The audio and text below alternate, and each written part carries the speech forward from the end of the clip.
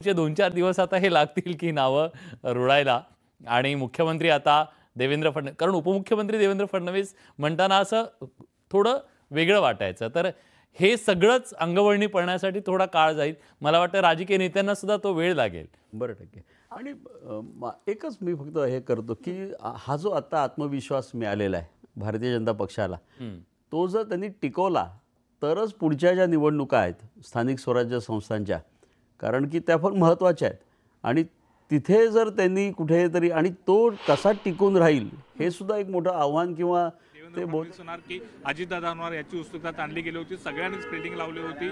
मात्र आता याचं उत्तर आहे ते मिळालेलं आहे. देवेंद्र फडणवीस यांनी मुख्यमंत्री पदाची शपथ घेतलेली आहे आणि अजितदादा आणि एकनाथ शिंदे यांनी उपमुख्यमंत्री पदाची शपथ घेतली आहे आणि महायुती अबाधित असल्याचा संदेश आहे तो दिलेला आहे. आणि यानंतर कार्यकर्ते जल्लोष करताना आपल्याला पाहायला मिळतात, जोरदारपणे घोषणाबाजी करताना आपल्याला या ठिकाणी दिसून येतात. प्रचंड असा उत्साह आहे तो कार्यकर्त्यांच्या मध्ये आहे, तो आपल्याला पाहायला मिळतोय. काय सांगाल, आज महायुतीने शपथ घेतली, देवेंद्र फडणवीस यांनी शपथ घेतली, नवं सरकार आजपासून स्थापन झालेले, काय वाटतं या सगळ्या प्रकरणात? आज एकदम आनंदाचा दिवस आहे आणि फडणवीस साहेबांची जी शपथ घेतली, जे आश्वासन त्यांनी निवडणुकीच्या काळात दिले ते पूर्ण करतील अशी लोकांना आशा आहे.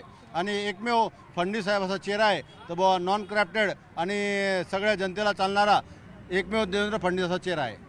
महायुती अबाधित राहील असा एक संदेश या शपथविधीच्या निमित्तानं मिळाला, कारण गेल्या काही दिवसापासून ज्या राजकीय घडामोडी होत होत्या आणि आता देवेंद्र फडणवीस यांनी शपथ घेतली, काय वाटतं एकूणच महाराष्ट्राचं राजकारण आणि महाराष्ट्राची दिशा पुढची काय वाटते?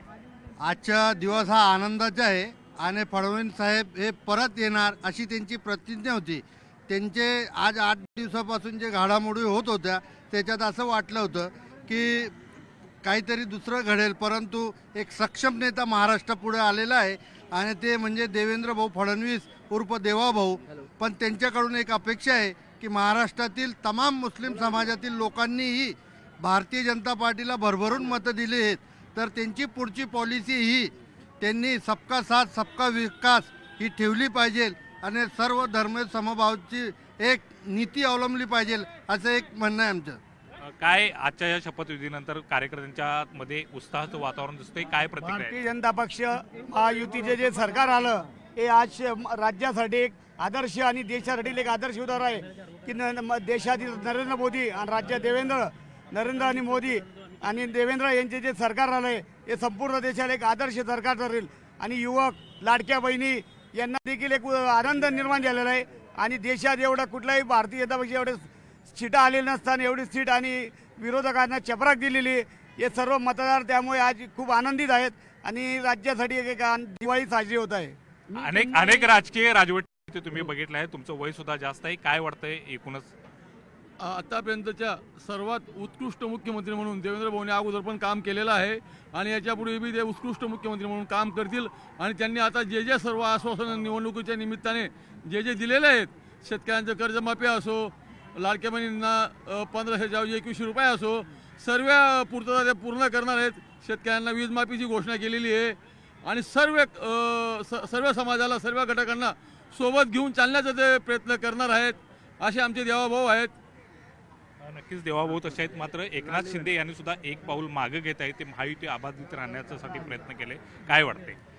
हे महायुतीचा हे ऐतिहासिक दिवस आहे आणि आजची जे लहर आहे महायुतीची लहर, मी सांगतो की आता येणाऱ्या दिवसमध्ये BMC आणि दुसरी नगरपालिकाच्या इलेक्शनमध्ये जे शिवसेना UBT ची पुरी सफाई होणार आणि तयार आहेत कार्यकर्ते, सगळे कार्यकर्ता एवढा उत्साह भरलेला आहे की हे महायुतीचा झेंडा सगळी महापालिकामध्ये बी फडकणार आहे. लवकरच निवडणुका लागतील अशी अपेक्षा करायला हरकत नाही. हा, आणि आम्ही ते देवेंद्र भाऊला तसं सांगतो, लवकरात लवकर हे BMCच्या इलेक्शन आणि दुसरे नगरपालिका इलेक्शन घ्या आणि आम्ही तयार आहोत तुम्हाला परत उपर आणायला.